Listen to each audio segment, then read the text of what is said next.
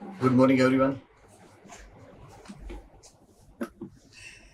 ઘણા હુતા હતા એટલે ગુડ મોર્નિંગ બોલવું પડ્યું. આમાં ક્યારનું હું જોઉં છું, અડધા તો હુતા છે. ચાલો, ગુડ આફ્ટરનૂન. જોરથી good good afternoon. Good afternoon. So Satam આઠમની રજા બધાએ સરસ મજાની માયણી. હે, આજે છેલ્લો લેક્ચર છે આ ચેપ્ટરનો, બરાબર? 9 ચેપ્ટરનો છેલ્લો ભાગ આપણે બાકી રહી ગયો છે. યસ, બોલો બોલો બોલો બેટા, બોલો. કયું સેન્ટર છે? જી બોલો બોલો બેટા. ગ્રાફ સમજાયા કરો. ઓકે, કયો ગ્રાફ? પાછો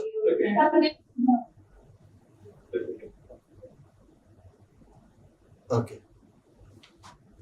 આ ગ્રાફની વાત કરો છો બેટા? હા. ઓલ રાઈટ, સમજાવી દઉં છું પાછું. રાઈટ,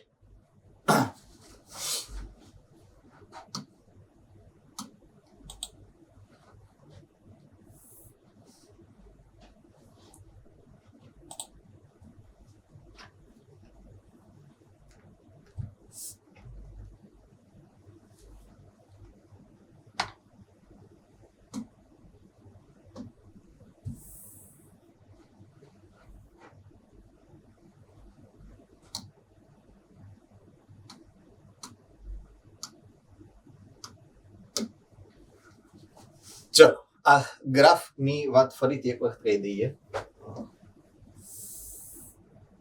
કે ભાઈ ક્યાં વયો ગયો?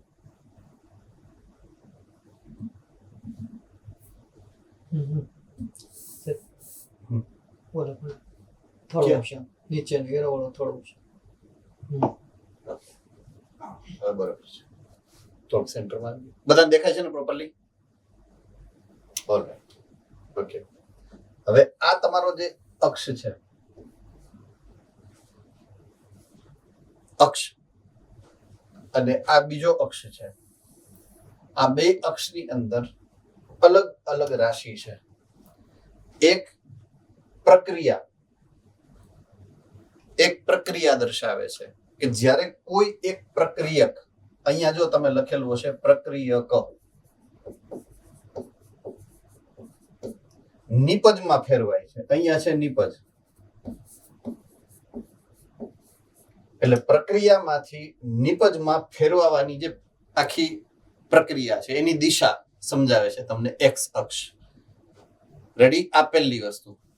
ચાલો, સમજાઈ ગયું છે? અહીંયા શું દર્શાવ્યું છે એ હેન્ડ રેઇઝ. ઓકે, તમારો વાય અક્ષ છે ને, વાય અક્ષ એ દર્શાવે છે સ્થિતિ શક્તિ, પોટેન્શિયલ એનર્જી. બરાબર છે? સ્થિતિ શક્તિ છે આ.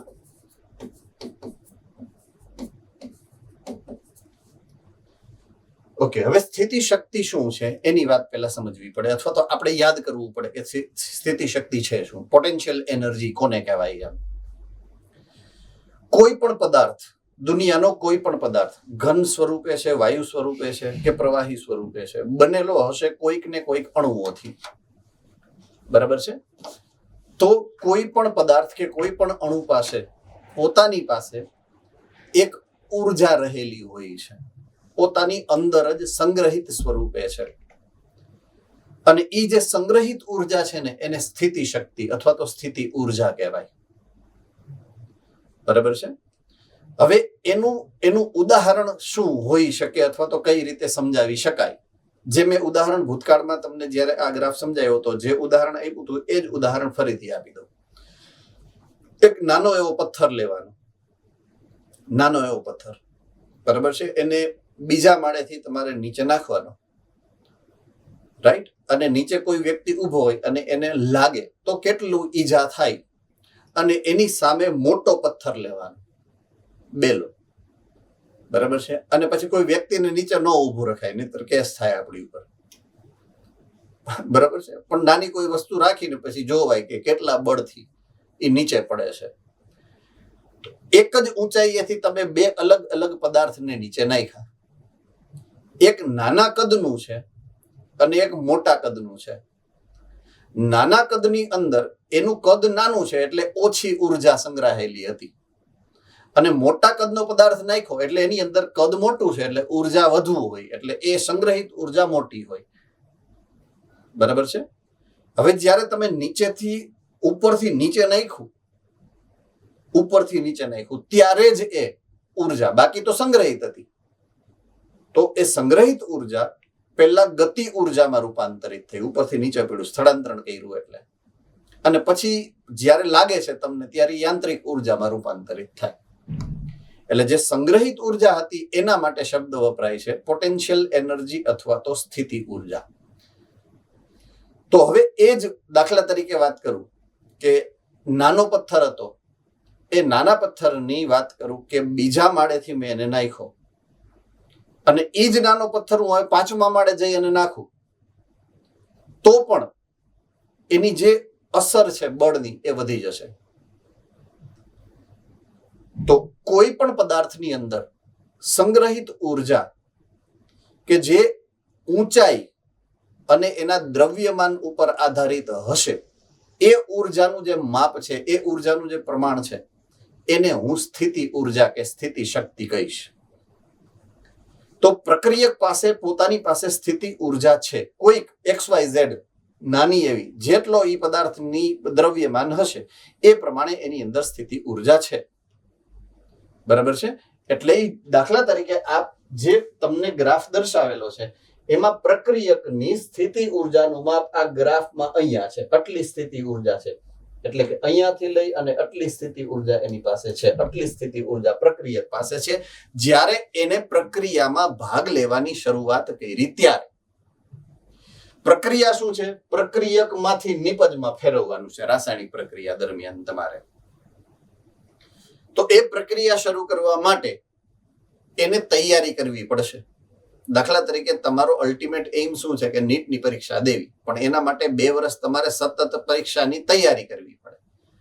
તો તમારી પાસે તો ઉર્જા છે જ, આ તમે છો, તમારી પાસે તો ઉર્જા છે, પણ નીટની પરીક્ષા સુધી પહોંચતા પહેલા તમારે 2 વર્ષ તૈયારી કરવી પડે. એ આ તૈયારીનું માપ છે. બરાબર છે. પ્રક્રિયા કરવા માટે, પ્રક્રિયાની જ્યારે શરૂઆત થાય તો પ્રક્રિયાની શરૂઆત કરવા માટે એને તૈયારી કરવી પડશે. તો પ્રક્રિયકમાંથી નિપજમાં જ્યારે રૂપાંતરણ કરવાનું છે, રૂપાંતરણ કરવાની જે પ્રક્રિયા અહીંયાથી જે શરૂઆત થાય એના માટે એની પાસે જે સંગ્રહિત ઉર્જા છે ને એના કરતા થોડીક ઉર્જા, વધારાની ઉર્જા આટલી જોશે, અને આટલી ઉર્જા વધારે જોઈએ એટલે ટોટલ ઉર્જા જ્યારે આટલી મળે ને, આ સ્થિતિએ ઉર્જા અહીંયા સુધી પહોંચે ને ત્યારે જ એ પ્રક્રિયા શરૂ થાય. તો આટલી ઉર્જા એની પાસે છે, આટલી ઉર્જા વધારાની મળી, અહીંયા સુધી પહોંચ્યું ને એ પછી એ પ્રક્રિયકમાંથી એ ધીમે ધીમે ધીમે નિપજ બની. તો જ્યારે નિપજ બને છે ત્યારે હવે એના ઉર્જામાં પાછો ધીમે ધીમે ધીમે ધીમે ધીમે ધીમે ધીમે ઘટાડો થઈ ગયો, એવું આ દર્શાવે છે. એટલે આ જે પહેલી જે ઉપરની મોટો ગ્રાફની લાઈન છે ને એને આવું દર્શાવ્યું છે તમને. સૌથી પહેલા તો કે એની અંદર આટલી ઉર્જા હતી, એમાં થોડીક વધારે ઉર્જા નાખીને એટલે એક એવી સ્થિતિ પ્રાપ્ત થઈ કે જેને મેં કીધું છે કે પરિવર્તન થવાની શરૂઆત થઈ. પરિવર્તન થવાની શરૂઆત એટલે તો કે પ્રક્રિયકમાંથી નિપજ બનવાની શરૂઆત અહીંયાથી થઈ. બરાબર છે? ક્લિયર થઈ ગયું? તો ઈ જે ઉર્જા તમે આપી વધારાની હતી, એનાથી વધારાની ઉર્જા આપી, તો આ સ્થિતિને કહેવાય સંક્રાંતિ સ્થિતિ.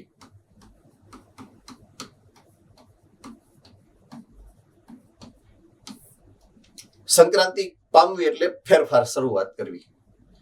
તો ત્યાં સુધી પહોંચવા માટે તમારે વધારાની ઉર્જા આપવી પડે. અહીંયા એ નિષ્ક્રિય હતો, પણ અહીંયા એ સક્રિય બનીને હવે નિપજ બનાવશે. એટલે સક્રિય બનાવવા માટે તમારે વધારાની ઉર્જા તમે નાખી, એટલે આટલી ઉર્જાને સક્રિયકરણ ઉર્જા કહેવાય. સક્રિયકરણ ઉર્જા, આ જે તમે વધારાની ઉર્જા નાખી એને સક્રિયકરણ ઉર્જા કહેવાય, કે એને સક્રિય બનાવવા માટે તમારે એ ઉર્જા આપવી પડી છે. રેડી? આ પોઈન્ટ સુધી બરાબર છે? પરફેક્ટ છે? તરસાલી? ઓલરાઈટ.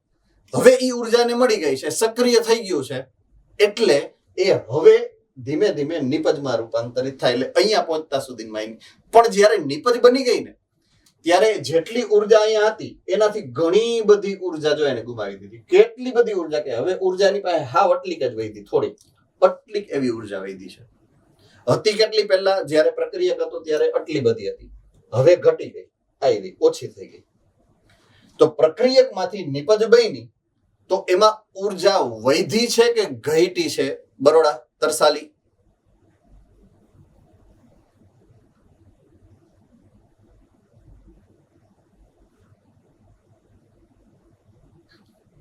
ઓકે, ઘટી છે. પ્રક્રિયામાં ઉર્જા ઘટી ગઈ છે. ઘટે ક્યારે? જ્યારે દાન કરીએ ત્યારે, બરાબર છે. એટલે એને ઉર્જા ગુમાવી છે. એટલે અહીંયા તમને એવી પ્રક્રિયા દર્શાવી છે કે જેમાં જ્યારે પ્રક્રિયકમાંથી નિપજ બની જાય ને તો પોતાની જે ઉર્જા હતી ને એ ગુમાવીને હાવ ઓછી ઉર્જા વાળો પદાર્થ બને. ઉર્જા ત્યાગી પ્રક્રિયા. આ પહેલી વસ્તુ જે તમને અહીંયા દર્શાવેલું છે એ, બરાબર. ઓકે, હવે બીજું જો અહીંયા બીજી લીટી એ મૂકી છે નીચે, આ બીજો ગ્રાફનો આ બીજો લીટો છે. ઈ શું દર્શાવે છે? બીજો ગ્રાફ જે છે એ શું દર્શાવે છે કે આ પહેલો જે ગ્રાફ હતો ને એ ગ્રાફ અકાર્બનિક રિએક્શન અથવા તો પ્રક્રિયા દર્શાવે છે કે જ્યાં કોઈ ઉત્સેચક ભાગ નથી ભજવતો. હવે જ્યારે હું એ પ્રક્રિયામાં ઉત્સેચક નાખી દઉં ને એ ઉત્સેચકને કારણે તમે જોવો કેવડો મોટો ફેરફાર થાય. આજે સક્રિયકરણની શક્તિની જે જરૂરિયાત છે એ કેટલી બધી ઘટી ગઈ, આટલીક જ થઈ ગઈ. શક્તિ આટલી જ જોઈએ છે મારે બહારથી. એટલે બહુ ઓછી ઉર્જા હોય ને તો પણ એ પ્રક્રિયા તરત જ શરૂ કરી દે છે. એટલે બે ફાયદા થાય. એક, સક્રિયકરણ ઉર્જાની જરૂરિયાત ઘટે અને બીજું એટલો ટાઈમ બચે એટલે પ્રક્રિયાની ઝડપ વધે. તો ઈ અહીંયા જે દર્શાવ્યું છે ઈ આપણા માટે મહત્વનું છે કે એક્ટિવેશન એનર્જી વિથ એન્ઝાઇમ, ઉત્સેચકની જો હાજરી હોય તો તમારે સક્રિયકરણ શક્તિની જરૂરિયાત કેટલી છે? ઓછી છે. અને જો વિધાઉટ એન્ઝાઇમ એટલે કે જો ઉત્સેચકની વગર એ પ્રક્રિયા કરશો, અકાર્બનિક પ્રક્રિયા છે, પ્રકૃતિની અંદર થાય છે, તો એમાં સક્રિયકરણ શક્તિ વધારે જોશે તમારે. બરાબર છે. એટલે આ બે પોઈન્ટ ઓફ વ્યૂ અહીંયા સમજવાના રહેશે. રેડી? બીજો કોઈ ડાઉટ હોય તો પૂછી શકો છો આજના જ પ્રક્રિયામાં. છે હવે કઈ? All clear? All right.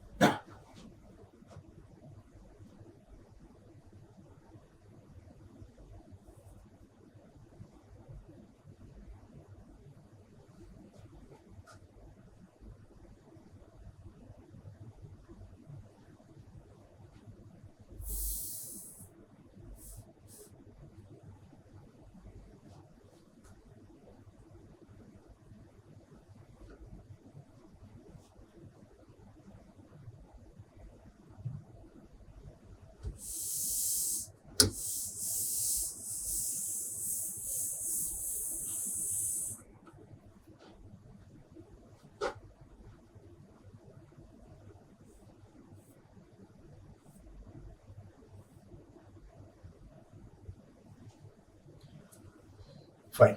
Okay, જે છેલ્લો પોઈન્ટ આપણે ભણવાનો છે એ ઉત્સેચકની નામકરણની પ્રક્રિયાની વાત છે કે કોઈ પણ ઉત્સેચક ને આપણે જ્યારે નામ આપવું છે, બરાબર છે, તો કઈ રીતે આપી શકાય? ઓકે, ઉત્સેચકની વ્યાખ્યા જો કોઈને આપવી હોય તો કોણ પરફેક્ટલી આપી શકશે ઉત્સેચકની વ્યાખ્યા? ઉત્સેચકની વ્યાખ્યા કોઈ તમારામાંથી આપી શકે?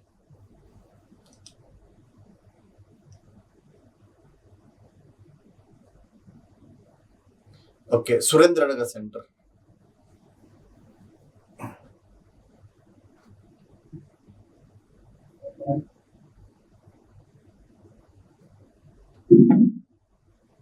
એ પદાર્થ રાસાયણિક પ્રક્રિયા તેને અને પ્રક્રિયામાં ભાગ ભજવે પરંતુ તે ઉદ્દીપક જેવું વાત કરે તે ઉત્સેચક.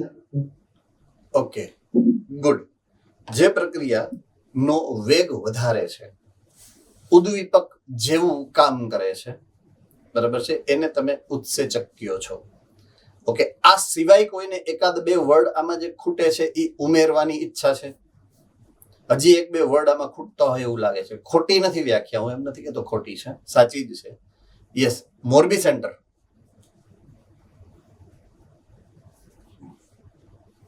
સજીવો જૈવિક પ્રક્રિયા કરવાની ઉપયોગ કરે છે. યસ, સજીવોની અંદર થતી રાસાયણિક પ્રક્રિયા, કોષની અંદર થતી રાસાયણિક પ્રક્રિયા, એનો જે વેગ વધારે છે, બરાબર છે, એ તમે ઉત્સેચક કહો છો. તો ચયાપચયની પ્રક્રિયા જે કોષો અથવા તો સજીવ દેહની અંદર થાય એની પ્રક્રિયાના વેગનું નિયમન કરવાની જવાબદારી જે અણુની છે એ અણુ છે ઉત્સેચક. તો એ જૈવ રાસાયણિક પ્રક્રિયાના ઉદ્દીપક તરીકે કામ કરતા અણુઓ છે. બરાબર છે, આઈ રિપીટ, જૈવ રાસાયણિક પ્રક્રિયાના ઉદ્દીપક તરીકે કામ કરતા અણુઓ છે. નડિયાદ સેન્ટર, એનો રાસાયણિક સ્વભાવ ઉત્સેચક રાસાયણિક રીતે કયા દ્રવ્યથી બનેલા છે? Nadiad centre.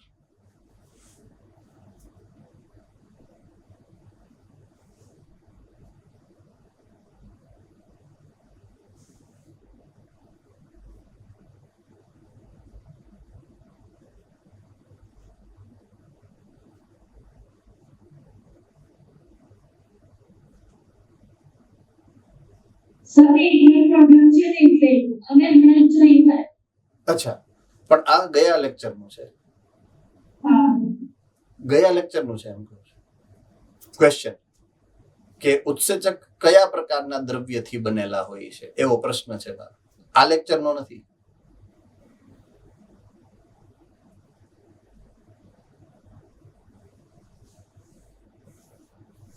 Surat, Palanpur, second bench.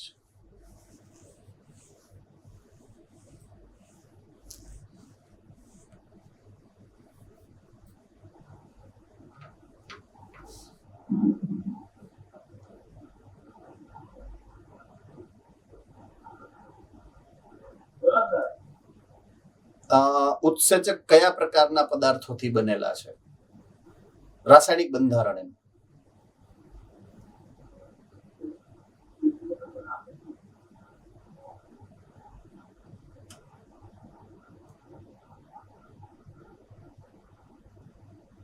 ખ્યાલ છે? ઓકે, સુરત તમારી વારે આવે છે, ગુરુકુલ વાળા એવું લાગે છે. ચાલો બોલો, ગુરુકુલ. પ્રોટીન. Okay, good. એક એવો ઉત્સેચક છે કે જે પ્રોટીન ન હોય? એક પણ એવું ઉત્સેચક તમારા ધ્યાનમાં કે જે પ્રોટીન નથી? જામનગર, હરિયા.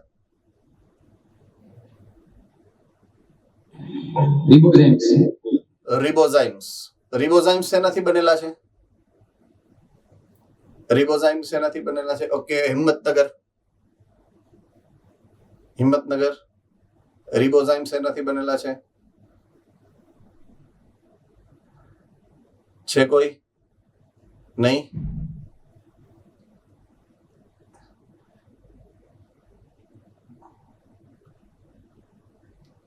ઈડરમાં છે કોઈને ઈચ્છા બોલવાની? Idar centre. Junagadh. Junagadh girl section.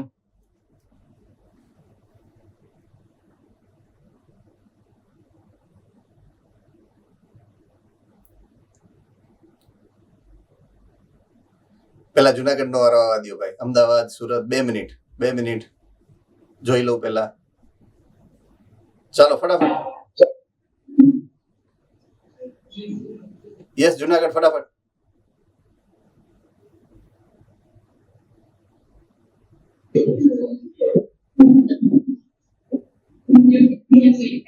Nucleic acid. RNA છે, ન્યુક્લિક એસિડ છે. બરાબર છે. એક જ ઉત્સેચક એવો છે કે જે પ્રોટીન નથી, બાકી બધા પ્રોટીન છે. ઇટ મીન્સ ઈ એક સિવાયના, એટલે આપણે હવે બીજા બધાની વાત કરશું, રિબોઝાઇમની નહીં. આપણે જે વાત કરવાના છે અત્યારે એ બધા પ્રોટીનની છે, ન્યુક્લિક એસિડની નહીં. રેડી? હવે હું એના બંધારણની વાત કરું છું. એનું બંધારણ, પ્રોટીનનું કયું બંધારણ છે એની સંરચનામાં? 4 પ્રકારના બંધારણ તમે સમજ્યા છો, બરાબર છે? કયા પ્રકારનું પ્રોટીનનું બંધારણ ઉત્સેચક ની અંદર જોવા મળે છે? સુરત ગુરુકુલ, ચાલો આ વખતે તમારો વારો. Last batch. ફરીથી બેટા. તૃતીયક બંધારણ. ગુડ. રેડી? તૃતીયક બંધારણ છે પ્રોટીનનું. હવે હું ચાલુ કરું છું. અત્યારે આનાથી, આ પોઈન્ટથી હું ચાલુ કરું છું કે તૃતીયક પ્રકારનું પ્રોટીન છે, એનું બંધારણ એવી રીતે બને છે, 3 ડાયમેન્શનલ, ત્રિપરિમાણીય, કે એની અંદર કોઈક જગ્યાએ એક ખાંચ રહી જશે. ખાંચ, એક ખાંચની અંદર એક ચોક્કસ પ્રકારનો પ્રક્રિયક જોડાઈ શકે, કોઈ પણ જોડાશે એવું નહીં બને. એટલે કોઈ એક ચોક્કસ ઉત્સેચક કોઈ એક ચોક્કસ પ્રક્રિયક સાથે જ જોડાઈ અને ચોક્કસ પ્રક્રિયામાં જ ભાગ લઈ શકે. ગમે એ ઉત્સેચક ગમે એ કામ કરી શકતો નથી, એટલે કે ઉત્સેચકો ચોક્કસ છે. તો અમુક ઉત્સેચક એવા છે કે જે ઓક્સિડેશન અને રિડક્શન નું જ કામ કરશે. Point to be noted. અમુક ઉત્સેચક એવા છે કે જે ઓક્સિડેશન અને રિડક્શન નું કામ કરે. એટલે એ મોટો સમૂહ છે ઉત્સેચકોનો. એક એટલે સિંગલ નથી, એવા ઘણા બધા ઉત્સેચકો છે કે જે અલગ અલગ પ્રકારની ઓક્સિડેશન કે રિડક્શનની પ્રક્રિયામાં ભાગ લે છે. તો એવો સમૂહ, આઈ રિપીટ, એવો સમૂહ ઉત્સેચકનો એને ઓક્સિડો રિડક્ટેઝ કહેવાય. પહેલો પ્રકાર, એનો પ્રકાર છે. વર્ગીકરણ, આ વર્ગીકરણ છે, નામકરણ નહીં, વર્ગીકરણ છે. જો નામકરણ એટલે નામ આપવું, વર્ગીકરણ એટલે એને વર્ગમાં વિભાજિત કરવા. એટલે પહેલો પોઈન્ટ તમારો છે એ વર્ગીકરણનો છે, બરાબર છે? કે એના વર્ગ બનાવ્યા છે મેં. જો વર્ગ નંબર 1, 2, 3, 4, 5 અને એવા ટોટલ 6 વર્ગો તમને આપેલા છે. એના પહેલો વર્ગ એવો છે કે એવા પ્રકારની પ્રક્રિયાઓ કરે છે જેમાં રેડોક્સ પ્રક્રિયા, જેને તમે કહો છો, રિડક્શન અને ઓક્સિડેશન. તો એ પ્રકારની પ્રક્રિયા કરતા ઉત્સેચકોને કહેવાય છે ઓક્સિડો રિડક્ટેઝ અથવા તો ડિહાઇડ્રોજીનેઝ. કારણ કે હાઇડ્રોજનના અણુને દૂર કરે છે એટલે ડિહાઇડ્રોજીનેઝ કહેવાય એને. ઓક્સિજન રિડક્શનમાં તો પ્રોટોન અને ઇલેક્ટ્રોનની જે છે ફેરબદલી થવી પડે, ખાસ કરીને પ્રોટોનની. એટલે પ્રોટોનનો કાં તો ઉમેરો થાય ને કાં તો પ્રોટોન દૂર થાય, બરાબર છે? તો એને કા ડિહાઇડ્રોજીનેઝ કહેવાય અથવા તો ઓક્સિડો રિડક્ટેઝ કહેવાય. આવા 2 સમૂહ પડે છે, બરાબર છે? તો આ પહેલો સમૂહ પડ્યો. બીજો ટ્રાન્સફરેઝ, બીજો સમૂહ છે ટ્રાન્સફરેઝ. ટ્રાન્સફરેઝ નામ મળ્યું છે એને ટ્રાન્સફર ઉપરથી. ઉદાહરણથી તમને આના પછીની સ્લાઇડ જે હતી 1 by 1 એક પછી એક બધા સમૂહની આપણે ચર્ચા કરીએ ત્યારે સમજાવતો જાઉં છું. ટ્રાન્સફર ઉપરથી ટ્રાન્સફરેઝ. ટ્રાન્સફર એટલે સ્થળાંતરણ, બરાબર છે? ઓકે. સમૂહ નંબર 3 નું નામ છે હાઇડ્રોલેઝિસ. હાઇડ્રોલેઝિસ. હાઇડ્રો એટલે પાણી, લેઝિસ એટલે તોડવું. હાઇડ્રોલિસિસ એવો શબ્દ તમે ક્યાંક સાંભળ્યો છે? હાઇડ્રોલિસિસ. કોઈ અણુ છે એમાં પાણીનો, કોઈ પણ મોટો અણુ છે, પાણીનો અણુ તમે અંદર ઉમેરી અને 2 ભાગમાં તોડી નાખો એને હાઇડ્રોલાઇસિસની પ્રક્રિયા કહેવાય. તો હાઇડ્રોલાઇસિસ કરે એને હાઇડ્રોલેઝિસ કહેવાય. એટલે એવા સમૂહના ઉત્સેચકો કે જે અલગ અલગ પ્રકારના અણુઓમાં પાણીના અણુ ઉમેરી અને તોડે, તો એને હાઇડ્રોલેસિસ પ્રકારના ઉત્સેચક કહેવાય. લાયેઝ, પાણીનો અણુ ઉમેર્યા વગર તોડે, લાયેઝ. લાઇસિસ, લાયેઝ, બરાબર છે? તોડે. આઇસોમરેઝ, 5મો સમૂહ. આઇસોમર એટલે સમઘટક, સમઘટક બનાવવો. તો એવી પ્રક્રિયા કરતા હોય રાસાયણિક રીતે એને આઇસોમરેઝિસ કહેવાય. અને છેલ્લું છે લાઇગેઝિસ. લાઇગેઝિસ એટલે જે ઓલા તોડતા હતા અહીંયા ઈ જોડે છે, નાના નાના અણુઓને જોડવાનું કામ કરે. લાઇગેઝ, બરાબર છે? જો તોડે તો તોડે તો લિગેઝ અને જોડે તો લાઇગેઝ. લિગેઝ, લાઇગેઝ. આ કન્ફ્યુઝન ન થાય એટલે. સો લાયેઝ એટલે તોડવું અને લિગેઝ એટલે જોડવું, બરાબર છે? તો આ બે શબ્દોમાં કન્ફ્યુઝન ન થાય એ ખાસ ધ્યાનમાં લેવું પડશે. ઓકે, પહેલું છે ઓક્સિડો રિડક્ટેઝ અથવા તો ડિહાઇડ્રોજીનેઝ. ઓકે, એક પોઈન્ટ એવો છે કે જે મારે તમને સમજાવવો પડે કે અહીંયા હું એક પોસ્ટ ફિક્સ લખું છું. પોસ્ટ ફિક્સ એટલે આખો શબ્દ હોય, કાં તો એની આગળ કાંઈક ઉમેરવાનું, કાં તો પાછળ ઉમેરવાનું. આગળ ઉમેરવાને કહેવાય પ્રીફિક્સ અને પાછળ ઉમેરવાને કહેવાય પોસ્ટ ફિક્સ. બરાબર છે? આ એ, એસ અને ઈ એઝ. તો ક્યારેય પણ ઉત્સેચકના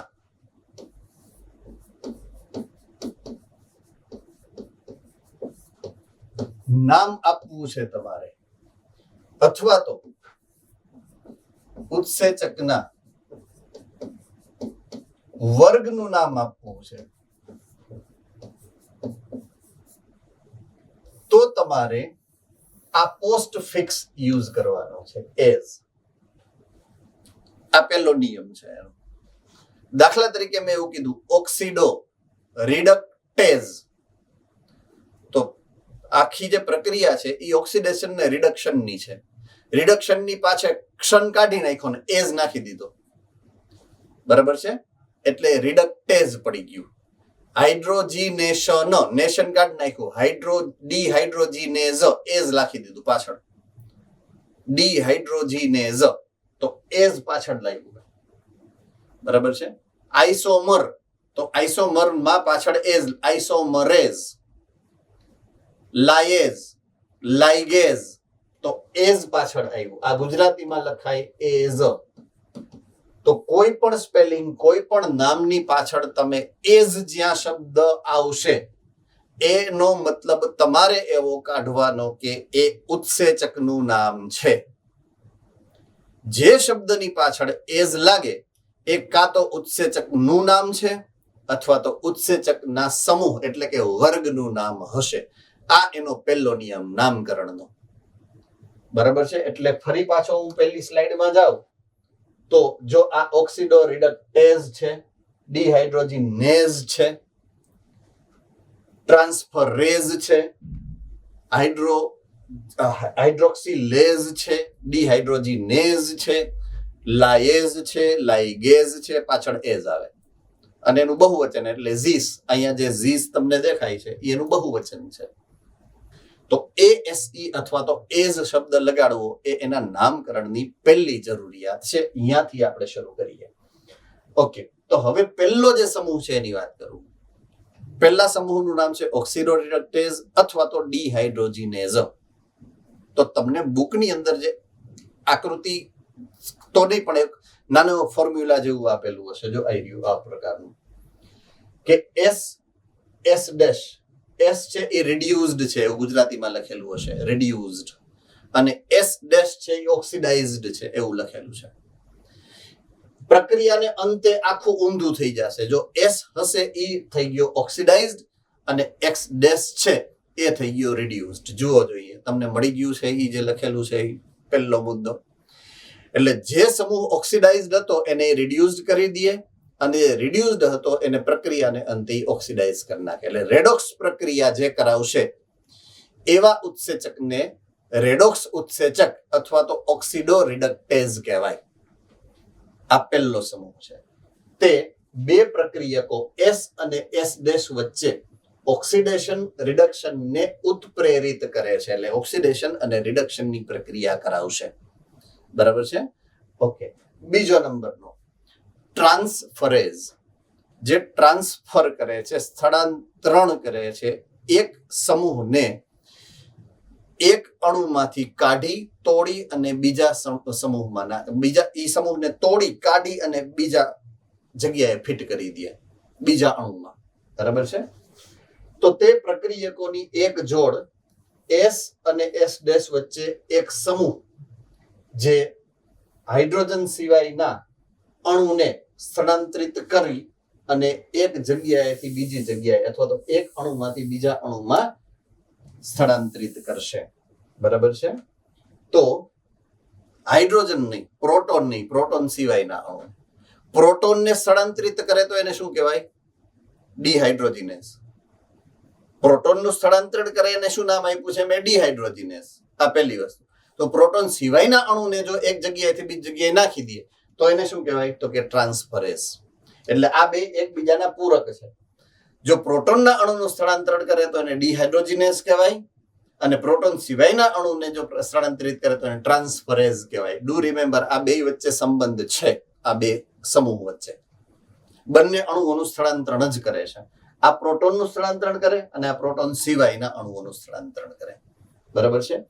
તો અહીંયા તમે જોશો તો Sg પ્લસ S' છે. એટલે G એક સમૂહ છે, કોઈ એક ચોક્કસ સક્રિય સમૂહ છે જેનું નામ છે G.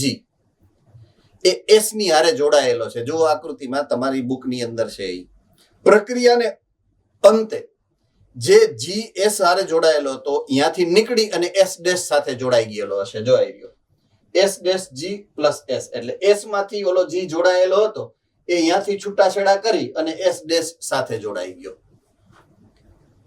બરાબર છે? એટલે S નો જે G સમૂહ હતો એ S માંથી કાઢી અને S' માં નાખી દીધો, ટ્રાન્સફર કરી દીધો, સ્થળાંતરિત કરી દીધો.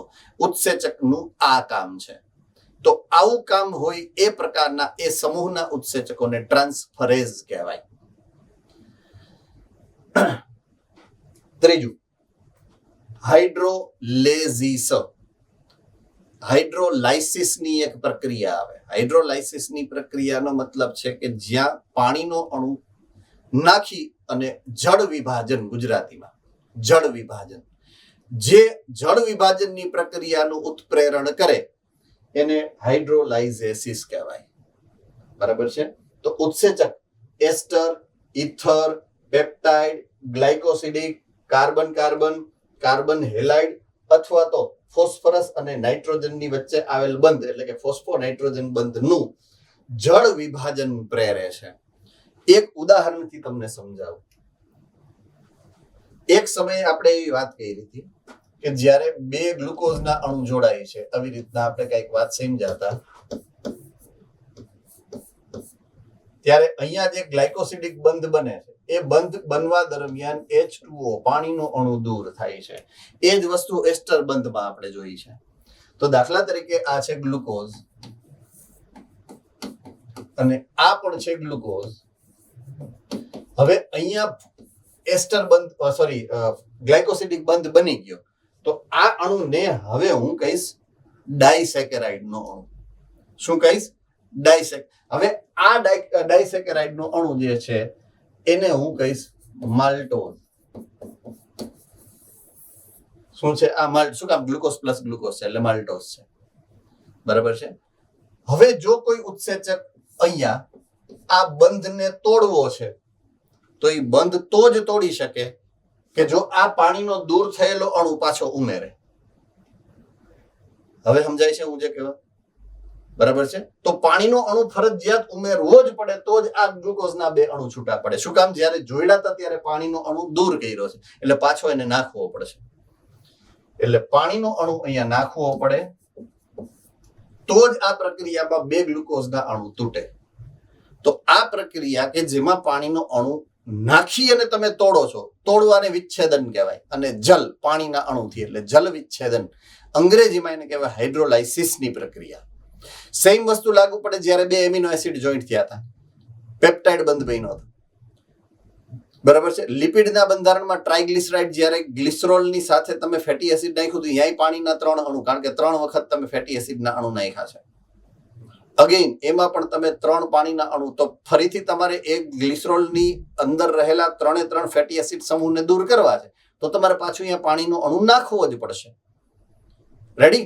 એટલે આ રીતે જલ વિચ્છેદનની પ્રક્રિયા જે કરાવે છે એ પ્રકારના જે ઉત્સેચકો હશે એના માટે શબ્દો વપરાય છે હાઇડ્રોલાઇસિસ, એવા સમૂહના ઉત્સેચકો.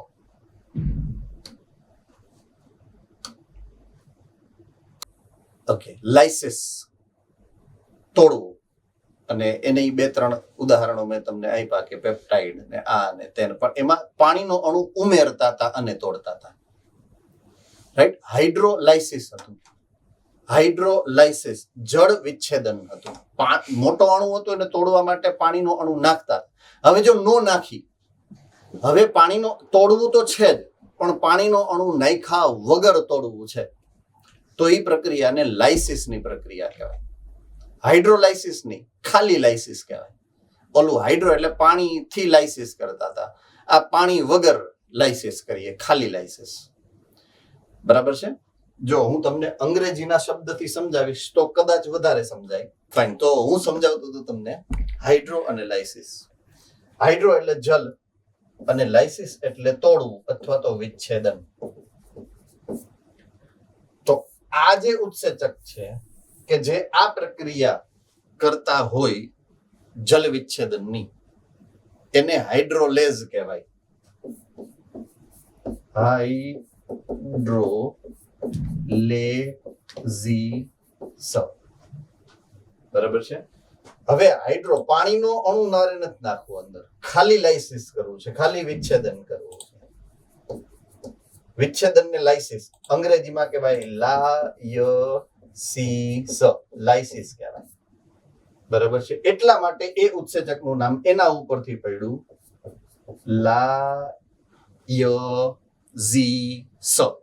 બરાબર છે? જુઓ હવે પાછું નામ ક્યાં ગયું? યસ, લાયેઝિસ. લાઇસિસ કરે એના ઉપરથી લાયેઝિસ. હવે સમજાઈ ગયું? ખાલી લાઇસિસ કરે એટલે લાયેઝિસ. તો લાયેઝિસ પ્રકારમાં જલ વિભાજન નથી થતું, જલ વિભાજન સિવાયની પ્રક્રિયા થાય અને પ્રક્રિયામાંથી સમૂહને દૂર કરવાનો છે. બરાબર છે?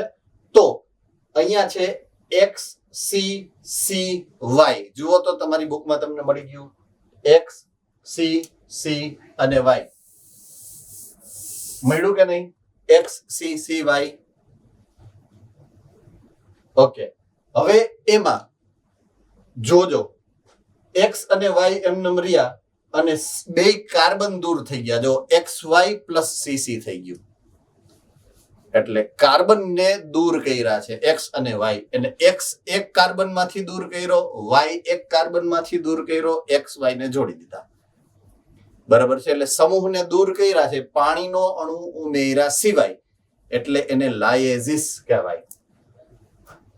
હવે છે આઇસોમરેઝ. આઇસોમર, બરાબર છે, એનો અર્થ ગુજરાતીમાં થાય છે સમઘટક. તો એક પ્રકારના સમઘટકને બીજા પ્રકારના સમઘટકમાં જે રૂપાંતરિત કરે એને આઇસોમરેઝ કહેવાય. દાખલા તરીકે 3 પ્રકારની હેક્સોઝ શર્કરાની વાત કરી હતી મેં. હેક્સોઝ 3 પ્રકારની. એકનું નામ છે ગ્લુકોઝ, બરાબર છે, એકનું નામ છે ગેલેક્ટોઝ અને એકનું નામ છે સુક્રોઝ. આ ત્રણેય અલગ અલગ પ્રકારની શર્કરા છે, પણ છતાં બધાયના જે અણુઓનું સૂત્ર છે C6H12O6 જ થાય. બંધારણ ભલે બધાયનું અલગ છે.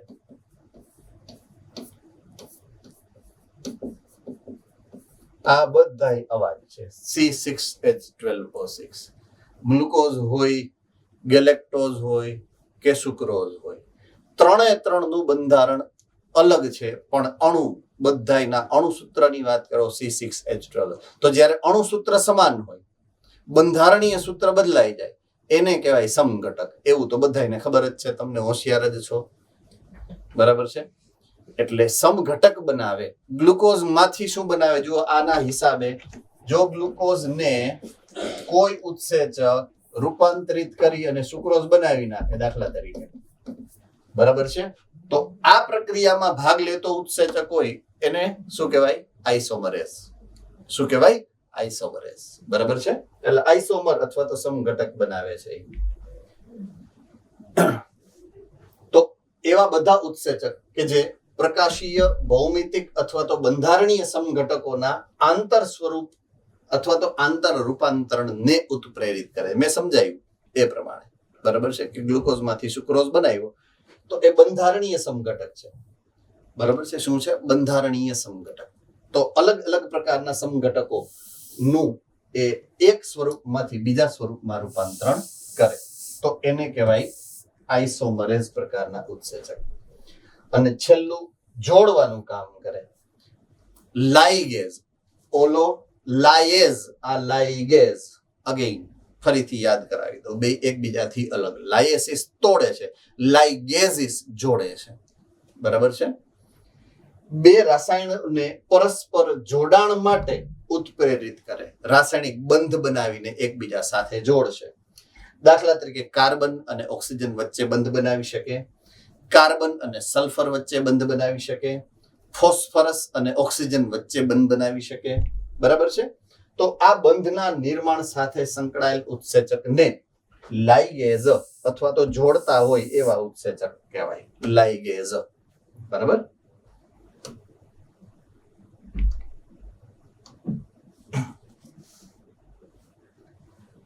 સો નામકરણની વાત અહીંયા પૂરી કરી છે. નામકરણની વાત અહીંયા આપણે ખતમ કરીએ છીએ.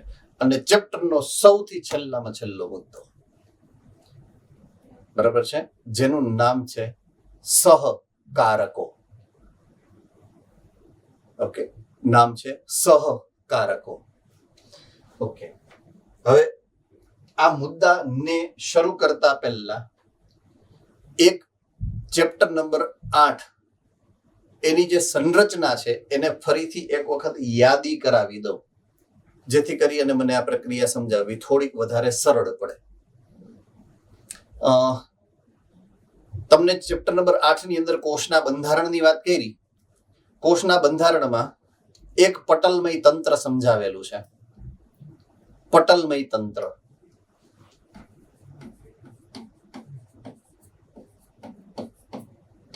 શરૂઆત અહીંયાથી કરી છે. બરાબર છે. ઓકે, કોઈને ખબર છે આ શું છે? આંતરપટલ અથવા તો આંતરપટલમય તંત્ર શું છે એ યાદ છે કોઈને?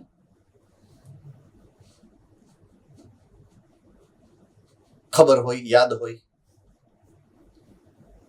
ઓકે, જ્ઞાનવેલી, ભુજ.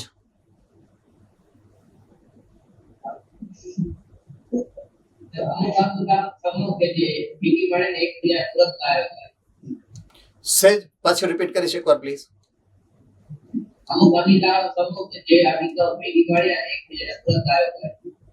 ઓકે, એક ચોક્કસ અંગિકાઓનો સમૂહ છે જે ચોક્કસ પ્રકારના કાર્ય માટે રૂપાંતરિત થયેલી છે. બરાબર છે. ઓકે, હું આ કન્સેપ્ટ સમજાવી દેવા માંગુ છું. મને યાદ આવ્યું છે અને મારી પાસે ટાઈમ છે એટલે સમજાવું છું. આદિકોષ કેન્દ્રી કોષમાં એકેય અંગિકા છે કે નહીં? હા કે ના? હા એટલે થમ્સ અપ, ના એટલે થમ્સ ડાઉન. આદિકોષ કેન્દ્રી કોષમાં એકેય અંગિકા છે કે નથી? નથી. બરાબર છે. એકેય અંગિકા નથી. ઓકે, આદિકોષ કેન્દ્રી દરેક પ્રકારની દેહધાર્મિક ક્રિયા કરે છે અને કરતી નથી. આદિકોષ કેન્દ્રી કોષ દરેક પ્રકારની દેહધાર્મિક ક્રિયાઓ કરે છે અથવા તો કરતી નથી. ચાલો ફટાફટ. ઓકે, કરે છે. રાજકોટ સુરત ગુરુકુલ એક્સેપ્ટેડ. નેક્સ્ટ, બીજા સેન્ટર. રાજકોટ ગુરુકુલ કરે છે કે નહીં? ઓકે, કરે છે. ઈડર, ઈડર કરે છે કે નહીં? ઓકે, કરે છે. Okay, Jamnagar centre accepted. Junagadh કરે છે. Okay, good. અમરેલી કરે છે. Good good. ચાલો બાકી બધા સેન્ટર. બરોડા, તરસાલી કરે છે. ગુડ. All right. દાહોદ કરે છે. ઓકે, બાલાસિનોર કરે છે. ગુડ. ઓકે, મોરબી કરે છે. All right. ગોધરા કરે છે. ગુડ. All right. બધા સેન્ટર ઓલમોસ્ટ. અહેમદાબાદ આવી ગયું. Nadiad okay accepted. Okay, Modasa કરે છે. All right. Good. Palanpur, Surat. ઉઠો તો ખરા પેલા એલા હવે હુઈ ગયા છો. બ્લુટૂથ માં ઝાપટું આવે છે અહીંયા. જો તો હુઈ ગયો. ખરેખર ચાર્જિંગ ની જરૂર છે અને બીજું કઈ જરૂર નથી. ચાર્જર વહી ગયું ને આજે. કઈ વાંધો નહીં. It's okay. થાય એવું. મોવા ઓકે, ગુડ. દેહધાર્મિક ક્રિયા તો કરે છે ને ઈ, ભલે ને એની પાસે અંગિકા નથી. ઓકે, એની અંદર કઈ એવી સંરચના છે કે જે એની બધી પ્રકારની દેહધાર્મિક ક્રિયા કરે? ચાલો, જે જવાબ આપશે એને ગુજરાત એના નામે કરી દો. ચાલો, Bhuj. Bhuj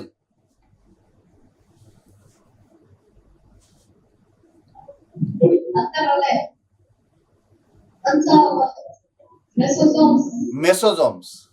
okay, right. Okay, Surat Gurukul. Surat Gurukul. Mesosomes. Okay, okay, mesosomes. Okay, બીજા કોઈ સેન્ટર પાસે જવાબ હોય?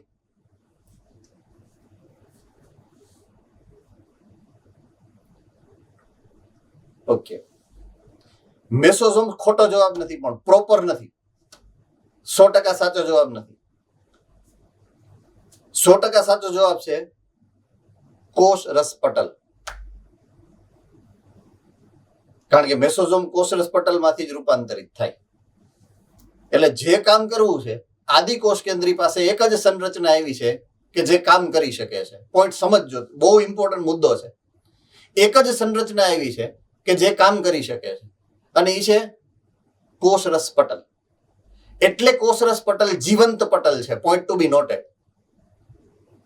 કોષરસ પટલની જીવંત પટલ તમે શું કામ કીધું ભાઈ? કારણ કે એ બધી પ્રકારની કોષીય પ્રક્રિયા કરી શકે છે, એટલા માટે. ઓકે, હવે હું દાખલા તરીકે વાત કહું કે શ્વસન કરવા માટે જેટલી જરૂરિયાત હશે, શ્વસનની પ્રક્રિયામાં ગ્લુકોઝના અણુનું દહન કરી અને એટીપી માં રૂપાંતરિત કરવા માટે જેટલી મશીનરીની જરૂરિયાત હશે ને, એ કોષરસ પટલ ઉપર ચોંટેલી હશે. રેડી? એટલે શ્વસનની પ્રક્રિયા એ કરી શકશે. બીજું, જો પ્રકાશ સંશ્લેષણ કરવું છે તો મેસોઝોમ્સ બની અને એમાં ક્રોમેટોફોર બની જશે. એમાં ઓલી જે જરૂરિયાત હશે ક્લોરોફિલ કે જે પણ હરિતદ્રવ્યો કે ગમે એ દ્રવ્યની જરૂરિયાત છે, એ મેસોઝોમ્સ ની અંદર આવી ગયા. એટલે એ બની ગયું શું? ક્રોમેટોફોર બની ગયું. એટલે પ્રકાશ સંશ્લેષણ એ કરી શકે. દાખલા તરીકે કોષ વિભાજન કરવું છે, પટલિકા બની જાય તો કોષ વિભાજન એ જ કરે. બરાબર. પછી એમાં ઓલા 70S પ્રકારના રિબોઝોમ છે. એ રિબોઝોમ ને જાળવી રાખવા માટે, એને ચોંટાડવા માટે નલિકા બની જાય. મેસોઝોમ્સ નલિકામય સંરચના બની જાય. બરાબર છે. તો એ કોષરસ પટલ જ, બધું કોષરસ પટલ જ કરે. ઇન શોર્ટ, તો કામ કરતા કોને આવડે છે? આદિકોષ કેન્દ્રીમાં એક જ સંરચના એવી છે કે જેને કામ કરતા આવડે છે. એનું નામ છે કોષ રસ પટલ. બાકીનો કઈ છે જ નહીં એની પાસે. એક જ વસ્તુ છે. હવે આદિકોષ કેન્દ્રીમાંથી સુકોષ કેન્દ્રી બની. બરાબર છે. આદિકોષ કેન્દ્રી, દાખલા તરીકે આ આદિકોષ કેન્દ્રી કોષ છે, એમાંથી સુકોષ કેન્દ્રી કોષ બન્યો. તો એક તો કોષ બન્યો મોટો, ફાફડા જેવડો. બરાબર છે. હવે એમાં કામ અવડું મોટું વધારી કે દાખલા તરીકે 20 ગણો મોટો કોષ બન્યો તો 20 ગણું વધારે કામ થાય ને. 20 ગણું વધારે કામ થાય, 20 ગણું વધારે એનર્જી, ઉર્જા, બધું 20 ગણું વધી જાય. તો અહીંયા ચયાપચય વધશે કે ઘટશે? તો કે ચયાપચય વધશે. ઓકે, કોષનું મૂળભૂત કામ છે પ્રોટીન સંશ્લેષણ. જે આપણે વ્યવસ્થા જોઈ બધી પ્રોટીન સંશ્લેષણને અનુલક્ષીને જોઈ, સમજી. તો આનો મેઇન મુદ્દો તો એ જ થશે ને, પ્રોટીન સંશ્લેષણ. પણ બધું કરતા આવડશે કોને? તો કે કોષરસ પટલને. એટલે કોષરસ પટલ શું થાય?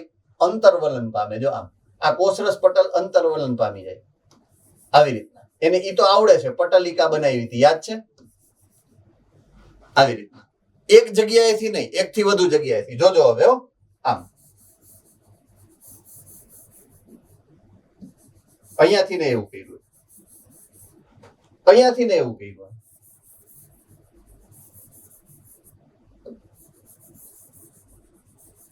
આ જે સંરચના બની એનું નામ શું છે? કોણ કહેશે? ફટાફટ ચાલો, ફટાફટ કોણ કહેશે આ શું બન્યું? એ ભાઈ કોઈ નથી ખબર. મહુવા સેન્ટરમાં ખબર છે. ચાલો મહુવા સેન્ટર ફટાફટ. યસ, અંતઃકોષરસ જાળ બની. શેમાંથી બની? કોષરસ પટલમાંથી. શેમાંથી બની? કોષરસ પટલ. ઓકે, હવે અહીંયાની જે જાળ છે એ આની હારે આમ જોડાઈ ગઈ, અહીંયાની આની હારે જોડાઈ ગઈ, અહીંયાની આની હારે જોડાઈ ગઈ. આ અંદરની સંરચના બેવડી પટલમય થઈ ગઈ અને આ બન્યું તમારું કોષ કેન્દ્ર. તો કોષ કેન્દ્ર પટલ પણ કોણે બનાવ્યું છે? તો કે કોષરસ પટલમાંથી. બરાબર છે? કેમાંથી બન્યું? કોષરસ પટલમાંથી. હવે આ જેના માટે બન્યું છે એ પ્રોટીન સંશ્લેષણમાં અહીંયા જે તમારે જરૂર છે એ છે ડીએનએ. એટલે તમે વચ્ચે રાખી દીધું અને ડીએનએ. બરાબર છે? Yes or no? ડીએનએ અહીંયા રાખી દીધું. તો ડીએનએ અહીંયા હોય તો પ્રોટીન સંશ્લેષણ કરવાની મશીનરીની જરૂરિયાત એની બાજુમાં જ હોય. એટલે મશીનરી અહીંયા ગોઠવી. આ થઈ ગયા તમારા રિબોઝોમ. શું થઈ ગયા? રિબોઝોમ. રિબોઝોમને ચોંટાડવા માટે તમને જગ્યા કોણ આપશે? તો કે અંતઃકોષ રસજાળ. એટલે આ થઈ ગયું રફ એન્ડોપ્લાઝમિક રેટિક્યુલમ, આ થઈ ગયું સ્મૂથ એન્ડોપ્લાઝમિક રેટિક્યુલમ. બોલો સહજાનંદ સ્વામી મહારાજની જય. આમાં કોઈને કઈ પ્રશ્ન આવ્યો? હવે સમજવામાં પ્રશ્ન આવ્યો? પાલનપુર સેન્ટરમાં આવતો એવું લાગે, બાકી વાંધો નથી. હે ને? હવે તો ધ્યાનમાં આવી ગયા પુરાવ, તમે પકડાઈ ગયા ને એટલે. હે ને? ઓકે, આમાં કોઈને કઈ પ્રશ્ન નહીં. કદ મોટું થયું, જટિલતા વધી, સંચાલન મોટું થયું, સંરચના મોટી થઈ, એટલે એની પ્રોટીન મોટી જરૂરિયાત થઈ ગઈ. મોટા પ્રોટીન જોઈએ ને નાના પ્રોટીન થી કામ ચાલશે નહીં. હવે આપણો જે મેઇન મુદ્દો આવ્યો એ હવે આવ્યો. મોટા પ્રોટીન બનાવવા પડશે. ઝીણા પ્રોટીન અહીંયા નહીં ચાલે. એટલે પ્રોટીનની વ્યવસ્થાપન બદલી. તો અહીંયા જે પ્રોટીન બનીને બહાર આવશે, પ્રોટીન અહીંયાથી રિબોઝોમમાંથી, એ પ્રોટીન જે બનશે ને એ નિષ્ક્રિય સ્વરૂપે બને. નિષ્ક્રિય સ્વરૂપે બનશે. તો એને સક્રિય કરવા માટે ફરી પાછી એક વ્યવસ્થા જોશે. એટલે અહીંયાથી બટકું તૂટ્યું, આમાંથી બટકું તૂટ્યું, બટકું તૂટી અને અહીંયા આવી ગયું. જો આને તમે કહો છો ગોલ્ગી કાય. તો અંતઃકોષ રજાળ પછીની અંગિકા કઈ છે? ગોલ્ગી કાય. શેમાંથી બની છે? અંતઃકોષ રસજાળમાંથી. અંતઃકોષ રસજાળ શેમાંથી બન્યો છે? કોષરસ પટલમાંથી. તો કોષરસ પટલમાંથી જ ઇનડાયરેક્ટલી આ બની. કોણ? ગોલ્ગી કાય. અંતઃ પટલ તંત્ર શું કામ કહેવાય? હવે સમજાણું. આને અંતઃપટલ તંત્ર શું કામ કહેવાય? કારણ કે આ કોષરસ પટલ અંદર ઘૂસ્યું અને આખું તંત્ર બનાવ્યું પ્રોટીન સંશ્લેષણ માટે.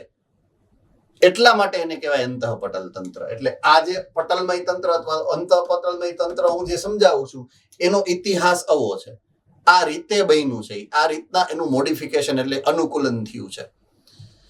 બરાબર છે? તો આ પ્રમાણે એ બન્યું છે ઇન શોર્ટ. તો અહીંયા મારે જે સમજાવવું હતું એવું હતું કે જે પ્રોટીન બને છે ને એ નિષ્ક્રિય સ્વરૂપે બને, પછી સક્રિય બનાવવા માટે એ જાય છે ગોલ્ગી કાયમાં. આવું તમને ક્યાંક સમજાયું હશે. એ સિસ સરફેસમાંથી એન્ટ્રી લે અને ટ્રાન્સ સરફેસમાંથી બહાર નીકળે ત્યારે નિષ્ક્રિય પ્રોટીન સક્રિય પ્રોટીનમાં ફેરવાઈ જાય. એવું સમજાયું છે? નિષ્ક્રિય પ્રોટીન કયું હતું? જે ઓલું પ્રાથમિક પ્રકારનું પ્રોટીન હતું એ. સક્રિય કયું હશે? દ્વિતીયક, તૃતીયક કે ચતુર્થક બંધારણ બનશે એ. તો મૂળભૂત રીતે જ્યારે સામાન્ય પ્રોટીન બનતું હોય તો પણ જો નિષ્ક્રિય સ્વરૂપે બનતું હોય તો જ્યારે ઉત્સેચક બનશે ને ત્યારે ઉત્સેચક હંમેશા પહેલા નિષ્ક્રિય સ્વરૂપે બનતો હોય. મોટા ભાગના ઉત્સેચક જ્યારે બનશે ત્યારે નિષ્ક્રિય સ્વરૂપે બનતા હોય છે. પછી એની હારે એક કોક ભાગ જોડાય અને પછી એ સક્રિય બને. જો અહીંયા એક આ ઉદાહરણ આપ્યું છે, એક આનું નામ છે એપો એન્ઝાઇમ. એપો એન્ઝાઇમ એવું લખેલું છે. એટલે કે નિષ્ક્રિય ઉત્સેચક છે. શું છે આ? નિષ્ક્રિય ઉત્સેચક. એની હારે આ બટકું ચોંટી જાય. અહીંયા જો આ જગ્યા છે ને એમાં આમ ગોઠવાઈ જાય. ઈ અંદર ગોઠવાય ને આને કહેવાય સહકારક અથવા તો કોફેક્ટર. શું કહેવાય? સહકારક. તમારો પોઈન્ટ ઈ આ છે. સહકારક ઈ આ છે. જો ઈ એની હારે જોડાઈ ગયું, જો આ જોડાઈ ગયું એટલે આ બની ગયો holo enzyme. Apo enzyme plus સહકારક is equal to holo. Holo enzyme નો મતલબ છે સક્રિય ઉત્સેચક. તો બને ત્યારે કેવો હોય? નિષ્ક્રિય હોય. એની હારે સહકારક જોડાય છે અને એ સક્રિય બને છે. સક્રિય એટલે હોલો એન્ઝાઇમ નિષ્ક્રિય એટલે એપો એન્ઝાઇમ, અને એપો એન્ઝાઇમને નિષ્ક્રિય ઉત્સેચકને હોલો એન્ઝાઇમ એટલે કે સક્રિય ઉત્સેચક બનાવવા માટે જે અણુ જવાબદાર છે એ અણુને કહેવાય સહકારક. તો અમુક સ્થિતિમાં બિન પ્રોટીન ઘટક, આ પ્રોટીન નથી, બિન પ્રોટીન ઘટક જેને સહકારક કહેવાય, ઉત્સેચકની સાથે જોડાઈ અને એને સક્રિય બનાવે છે.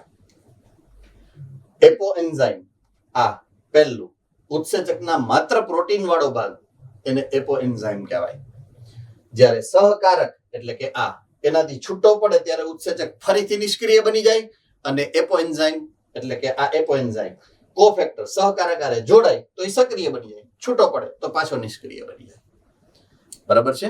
એટલે આ સહકારકની મહત્વ તમને સમજાયું છે કે સહકારક કઈ રીતે, તો કે જ્યારે એ નિષ્ક્રિય ઉત્સેચક છે એને જો સક્રિય બનાવવું છે તો તમારી જરૂરિયાત છે સહકારક. સહકારક બિન પ્રોટીન છે, પ્રોટીન નથી, પ્રોટીન સિવાયનો અણુ છે. Point to be noted. બરાબર છે? હવે વાત છે સહકારકના પ્રકારો. તો સહકારકના 3 પ્રકાર છે. એક પ્રકારનું નામ છે પ્રોસ્થેટિક જૂથ, એક પ્રકારનું નામ છે સહ ઉત્સેચક, અને એક પ્રકારનું નામ છે ધાતુ આયનો. બરાબર છે? હવે હું વધારે સરળ બનાવી દઉં આને.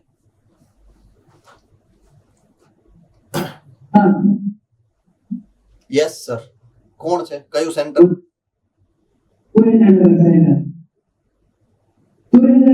સુરેન્દ્રનગર સેન્ટર. ઓકે, બોલો બેટા.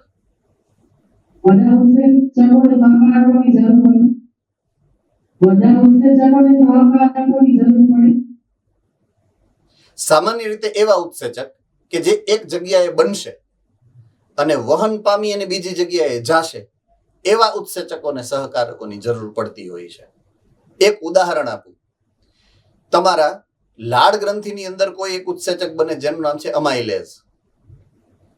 બને છે ક્યાં? લાળ ગ્રંથિમાં. કામ ક્યાં કરે? મુખ ગુહામાં. તો અહીંયા બની અને અહીંયા જવાનું છે, એટલે અહીંયા સક્રિય હોવાની જરૂરિયાત નહીં, સક્રિય હોવાની જરૂરિયાત અહીંયા છે. એટલે અહીંયા જઈ અને અહીંયા આવશે ને પછી જ સક્રિય બનશે. બીજું, સ્વાદુ રસ. તો સ્વાદુપિંડ એક જગ્યાએ છે, સ્વાદુ રસ બને છે એક જગ્યાએ, પણ વહન પામી અને જાય છે નાના આંતરડામાં, અને પ્રક્રિયા ક્યાં કરશે? નાના આંતરડામાં. તો સક્રિય બનવાની જરૂરિયાત ક્યાં છે? અને નાના આંતરડામાં. अब समझ में आ गई बात पूरी? यस और नो? Okay, good. ओके, હવે હું વાત કરતો તો સહકારકોની. તો એક છે એપો એન્ઝાઇમ.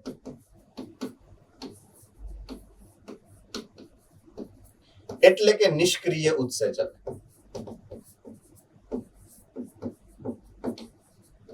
બરાબર છે? હવે એની હારે મારે જોડવાનું છે સહકારક, તો એ હોલો એન્ઝાઇમ બને, એટલે કે સક્રિય ઉત્સેચક. તો સહકારક તરીકે મારી પાસે 2 વિકલ્પ છે. મૂળભૂત રીતે 2 વિકલ્પ હોઈ શકે છે સહકારકના. એક છે સહકારક તરીકે કોઈ કાર્બનિક અણુ,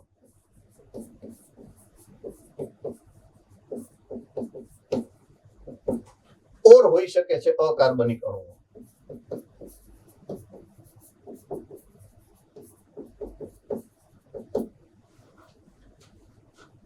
બે વિકલ્પ છે મારી પાસે અણુના. કાં તો એ કાર્બનિક અણુ હોઈ શકે અથવા તો અકાર્બનિક અણુ હોઈ શકે. બરાબર છે? જો કાર્બનિક અણુ છે તો એનું જોડાણ 2 રીતે થઈ શકે.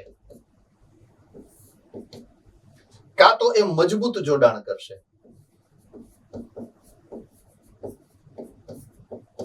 અને કાં તો એ નિર્બળ જોડાણ કરશે.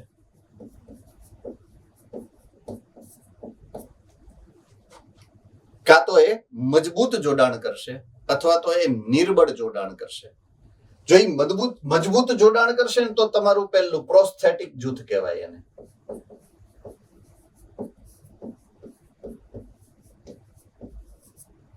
આ સમૂહ નંબર 1 આવી ગયો. 3 પ્રકાર જે પાડ્યા ને આપણે સહકારકના, પ્રકાર નંબર 1 પ્રોસ્થેટિક જૂથ. તો ઈ કેવા અણુ છે? જે કાર્બનિક અણુ પણ કેવું છે? મજબૂત જોડાણ કરે. કોની સાથે? એપો એન્ઝાઇમ સાથે. રેડી? થમ્સ અપ. જો એ નિર્બળ જોડાણ કરશે તો એના માટે હું નામ બદલું છું, એને કહેવાય સહ ઉત્સેચક.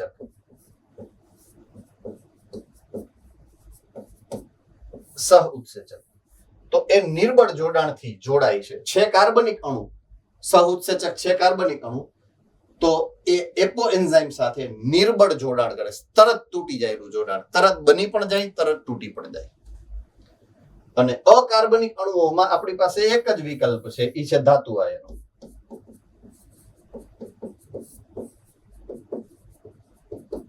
કેલ્શિયમ છે, પોટેશિયમ છે, સોડિયમ છે. એટલે આ વિકલ્પ નંબર 3, આ વિકલ્પ નંબર 2. તો 3 પ્રકારના સહકારકો હોઈ શકે: કાર્બનિક મજબૂત જોડાણ, કાર્બનિક નિર્બળ જોડાણ અને અકાર્બનિક ધાતુ આયનો. ડન છે? આ તમારા મગજમાં ગોઠવાઈ ગયેલું હોવું જોઈએ. Very very very important, very important. બરાબર છે? ઓકે.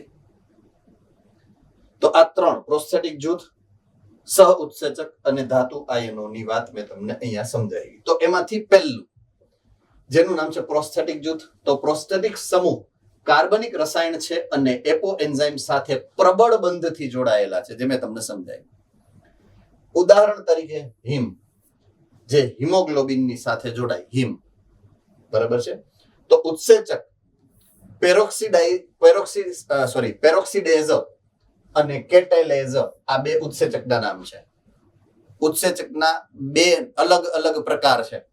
એકનું નામ છે પેરોક્સાઇડેઝ અને એકનું નામ છે કેટેલેઝ. આ 2 અલગ અલગ પ્રકારના ઉત્સેચકનું આ હિમ છે એ અણુ, જે હિમોગ્લોબિન ની અંદર જે હિમ છે એ જ અણુ. બરાબર છે? એટલે હિમોગ્લોબિન ઉદાહરણમાં નથી, પણ હિમોગ્લોબિન નું જે હિમ છે એ અણુની વાત છે. તો એ અણુ આ પેરોક્સાઇડેઝ અને કેટેલેઝ, એ 2 પ્રકારના ઉત્સેચકની સાથે સહકારક તરીકે વર્તે, પ્રોસ્થેટિક જૂથ તરીકે વર્તે છે. બરાબર છે? તો એ હાઇડ્રોજન પેરોક્સાઇડને ઓક્સિજન અને પાણીમાં વિખંડિત કરતા 2 ઉત્સેચક છે. તમને ચેપ્ટર નંબર 8 સુકોષ કેન્દ્રી કોષની અંગિકા સૌથી છેલ્લી 2 જ લીટીમાં આપેલી છે. નામ શું છે?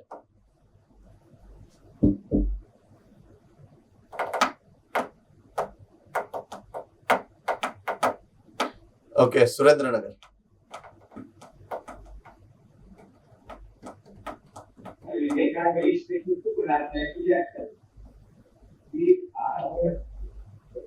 સૂક્ષ્મકાય. સોરી, સૂક્ષ્મકાય. સૂક્ષ્મકાય. ગુડ. ઓકે, સૂક્ષ્મકાયનું એક ઉદાહરણ ખબર છે? ફોસ્ફેટ કણિકાઓ. ઓકે, હજી એક છે, આકૃતિમાં આપેલ છે, એ નામ. પીઓફાઇસિલ કણિકાઓ. ઈ આદિકોષ કેન્દ્રીમાં હોય, સાઇનોફાઇશિયલ કણિકાઓ. આકૃતિમાં આપેલ છે એ નામ. પ્રાણી કોષની આકૃતિમાં પણ છે અને વનસ્પતિ કોષની આકૃતિમાં પણ છે. એક એવી અંગિકા કે જેનું લખાણમાં ક્યાંય નામ નથી અને આકૃતિમાં છે, એવી અંગિકા ગોતો. ચાલો ફટાફટ, you have 1 minute now.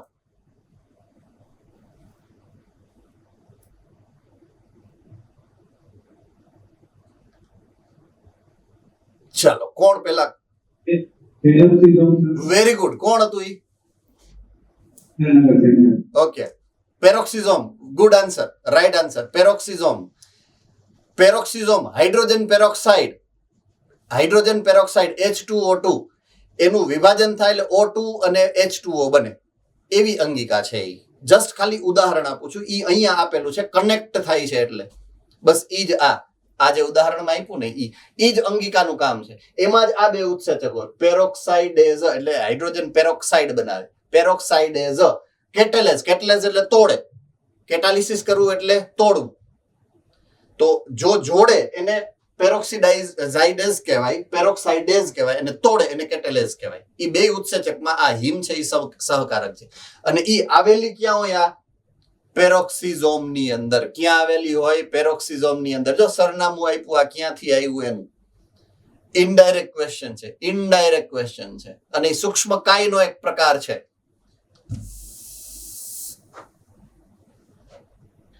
Okay, સહ ઉત્સેચક. સહ ઉત્સેચક બરાબર છે. જૂથ નંબર સહકારકનું જૂથ નંબર 2. તો સહ ઉત્સેચક પણ કાર્બનિક રસાયણ છે, પરંતુ તેનું એપો એન્ઝાઇમ સાથેનું જોડાણ ક્ષણિક. ક્ષણિક એટલે એકદમ નિર્બળ હોય, બને તરત જ તૂટી જાય. એકદમ નિર્બળ છે, જે સામાન્ય ઉત્પ્રેરણ દરમિયાન બને છે. અનેક સહ ઉત્સેચકનો મુખ્ય રાસાયણિક ઘટકમાં વિટામિન હોય છે. વિટામિન નામ સુના? વિટામિન તમારા શરીરમાં જેની ખૂબ મોટી જરૂરિયાત છે. શેના માટે છે? કારણ કે એ ઉત્સેચકના સહકારકો છે.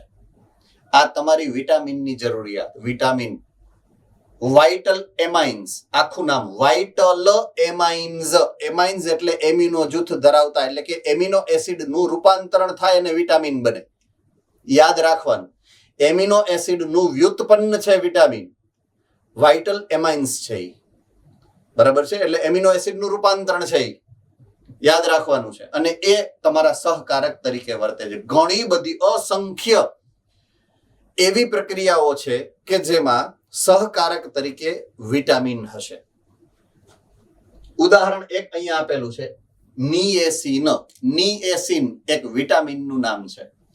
તો નિકોટિનેમાઇડ એડેનાઇન ડાઇન્યુક્લિયોટાઇડ NAD અને NADP એટલે કે નિકોટિનોમાઇડ એડેનાઇન ડાઇન્યુક્લિયોટાઇડ ફોસ્ફેટ, એમાં આ નિએસિન આવેલું હોય સહકારક તરીકે.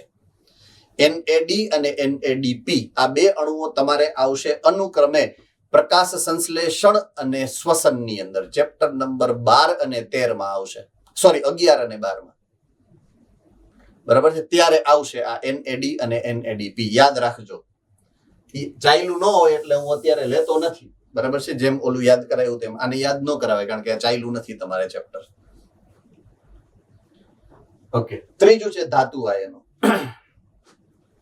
તો સક્રિય સ્થાન ઉપર પાર્શ્વીય શૃંખલા સ્લાઇડમાં લટકતી હોય, જમણી કે ડાબી, અને પાર્શ્વીય કહેવાય.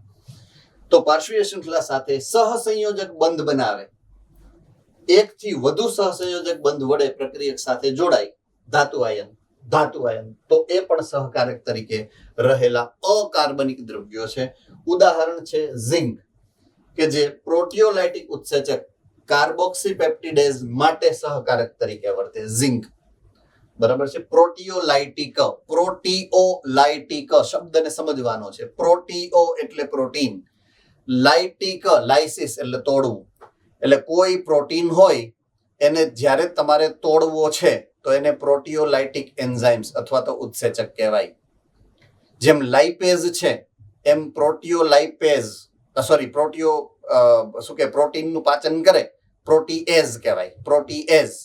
બરાબર છે? તો પ્રોટીએઝમાં બે હોય, કાં તો પ્રોટીન બનાવતો હોય, કાં તો પ્રોટીન તોડતો હોય. જો પ્રોટીન તોડતો હોય તો એને કહેવાય પ્રોટીઓલાઇટિક એન્ઝાઇમ. ઓને કહેવાય પ્રોટીઓસિન્થેટિક એન્ઝાઇમ. જે બનાવતા હોય એને, જે તોડતા હોય એને કહેવાય પ્રોટીઓલાઇટિક એન્ઝાઇમ. એવું એક ઉદાહરણ છે કાર્બોક્સીપેપ્ટિડેઝ. આઈ રિપીટ, કાર્બોક્સીપેપ્ટિડેઝ. એક કાર્બોક્સીપેપ્ટિડેઝ સક્રિય તો જ બને જ્યારે એની સાથે ઝિંક જોડાય. તો ઝિંક એનો સહકારક બને છે. એવો સહકારક કે જે ધાતુ આયન છે. બરાબર છે? ધાતુ આયન છે. તો ધાતુ આયનની પણ આ મહત્વ છે તમારા શરીરની અંદર. ઘણા બધા અલગ અલગ પ્રકારના ધાતુ આયનોની જરૂરિયાત તમારી અલગ અલગ પ્રકારની રાસાયણિક પ્રક્રિયાઓ માટે જરૂરિયાત હોય છે. હવે આ બધી વસ્તુ જે મેં તમને વાત કરી, સૌથી પહેલી વાત શરૂ કરી હતી કે કાર્બનિક અણુઓ જે મજબૂત જોડાણ કરે પ્રોસ્થેટિક જૂથ, કાર્બનિક દ્રવ્ય જે નિર્બળ જોડાણ કરે સહકારક તરીકે, અને એને વાત આપી હતી આપણે સહકારકની, સહ ઉત્સેચકની, અને ત્રીજું આ ધાતુ આયન. તો વિટામિન આયન તમારા શરીરના ચયાપચય માટે શું કામ એ જરૂરિયાત છે? કારણ કે તમારા ઉત્સેચકોને સક્રિય બનાવે છે. ઈ જ વિટામિન અને ઈ જ ધાતુ આયનો. એનો સોર્સ કોણ? તમને ક્યાંથી મળે છે વિટામિન? તમને ક્યાંથી મળે છે ક્ષારો અને આયનો? કોણ કહી શકશે ફટાફટ? તમારા ખોરાકમાં કયા એવા દ્રવ્ય? જુનાગઢ સેન્ટર, ચલો ફટાફટ.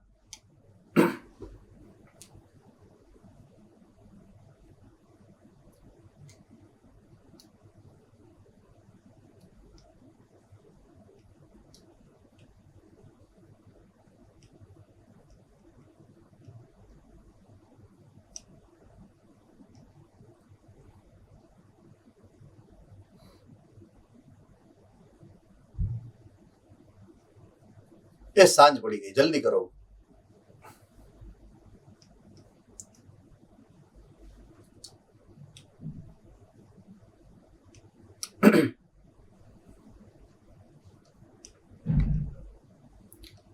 અડધાને ઊંઘ આવી ગઈ, જલ્દી કરો. જો ઝોલા ખાઈ જો, 2-3 ઝોલા ખાઈ જો.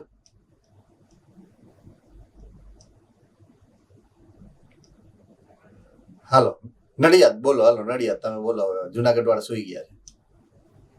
પાણીમાંથી ક્ષાર અને ખોરાકમાંથી વિટામિન. કયા પ્રકારના ખોરાકમાંથી? મારો પ્રશ્ન એવો છે, કયા પ્રકારના ખોરાકમાંથી તમને મુખ્યત્વે ક્ષારો અને વિટામિન્સ મળશે? કઠોળ.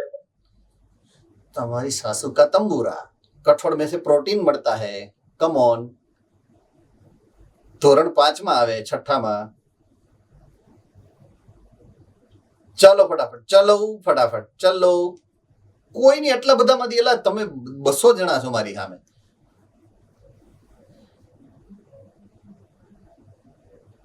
સર ફળ અને લીલા શાકભાજી. Yes, good. ફળ અને લીલા શાકભાજી. Surendranagar, good answer. ફળો અને લીલા શાકભાજી માંથી તમને વિટામિન્સ મળે, તમને ખનિજ દ્રવ્યો મળશે. કમ ઓન, કેમ ભૂલો છો આવું? બહુ કોમન વસ્તુ છે, સાવ નાની એવી વસ્તુ છે, હે ને? તો એનું મહત્વ શું છે એ હું તમને સમજાવું છું. હું તમને બહાર દઈને શું કામ યાદ કરાવું છું? તમારા મમ્મી કાંઈક શાકભાજી બનાવે અથવા તો સલાડ તમારી થાળીમાં મૂકે અને તમારું મોઢું જે બગડે છે એ નો બગડે એટલા માટે આ બહાર દઈને સમજાવું છું, હે ને? હવે તમને ખબર પડી કે એનું મહત્વ શું છે. ઈ વિટામિન, ઈ ખનિજ દ્રવ્યો તમારી રાસાયણિક પ્રક્રિયાના ઉત્સેચકોને સક્રિય બનાવવા માટે મહત્વના છે. Point to be noted, your highness. બરાબર છે? કોઈ દિવસ એવું નહીં કહેવાનું કે આ શાક નથી ભાવતું, આ ફળ નથી ભાવતું. સિઝનની અંદર આવતા દરેક શાકભાજી અને સિઝનની અંદર આવતા તમામ જે ફળ છે એ તમારે ફરજિયાત લેવા જોઈએ જો હેલ્ધી જીવવું છે તો, કારણ કે એ તમારા ચયાપચય માટે અનુકૂળ હશે. સિઝનલ ફ્રૂટ્સ બધા લેવા જ જોઈએ ફરજિયાત. સિઝનલ વેરાયટીની શાકભાજી તમારે ફરજિયાત ખાવી જોઈએ. ધાણા ભાજી નાખે તો મોઢા બગાડે, બહુ દાળ આમ ગાળીને પીએ એવા છે આમાં 50% નંગ. ખાવાનું છે ઈ, હે, ઇટ ઇઝ ફૂડ. ઈ તમારી આની જરૂરિયાત છે એટલા માટે. ઓકે, એટલે બધા સુધરી જાજો જે આ બગાડતા હતા. મોઢા બગાડો છો, લીમડો નાખે તો મોઢું બગડી જાય, કોથમીર નાખે તો મોઢું બગડી જાય, હે ને? એવું નથી કરવાનું, એ બધું ખાવાનું છે. કંકોડા બી ખાવાના ભાઈ, ને કારેલા બી ખાવાના. હવે હે ને? પછી દૂધી, ગલકા, ઘીસોડા આ બધું ખાવાનું. ના પાડવા ને તો દઈશ ના પાડે, બોલ આમાં શું કરે છે? બધું ખાવાનું છે એટલા માટે, કારણ કે એમાંથી બધું આ મળશે તમને. તો ચયાપચય તમારું શ્રેષ્ઠ રહેશે, તમારી હેલ્થ શ્રેષ્ઠ રહેશે. બરાબર છે? So do remember this and that's where I am ending the chapter. અહીંયા આપણે પૂરું કરીએ છીએ. Yes sir. આ ધાતુની વ્યાખ્યા ખબર નહીં. ધાતુ, કમ ઓન યાર.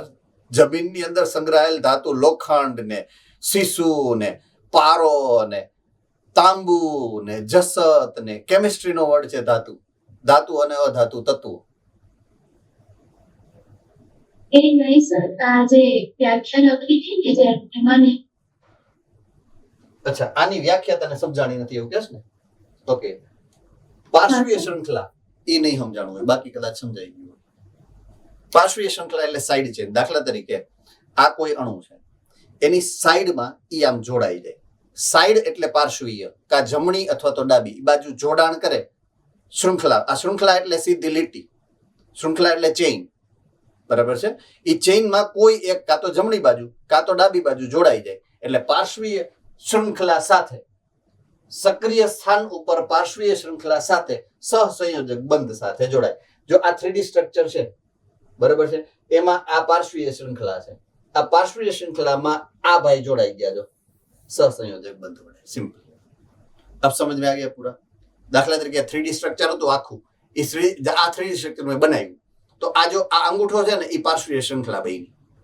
આ અંગૂઠો છે એ પાર્શ્વીય શૃંખલા બની. બરાબર છે? આ અંગૂઠો પાર્શ્વીય શૃંખલા બની. આ પાર્શ્વીય શૃંખલા છે. તો એની હારે ઈ જોડાઈ જાય. કોણ? ધાતુ આયન. કેનાથી જોડાય? સહસંયોજક બંધ વડે. ડન છે? રેડી? Okay, fine. તો ચેપ્ટર નંબર 2 થી આપણે નેક્સ્ટ લેક્ચરમાં શરૂ કરીએ છીએ ગુરુવારે. Yes sir. 9.4 બાકી છે. પ્રક્રિયા પર અસર કરતા પરિબળો નથી આવેલું?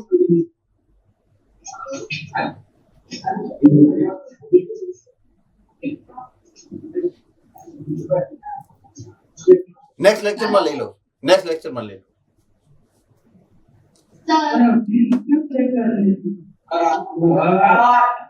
બોલો.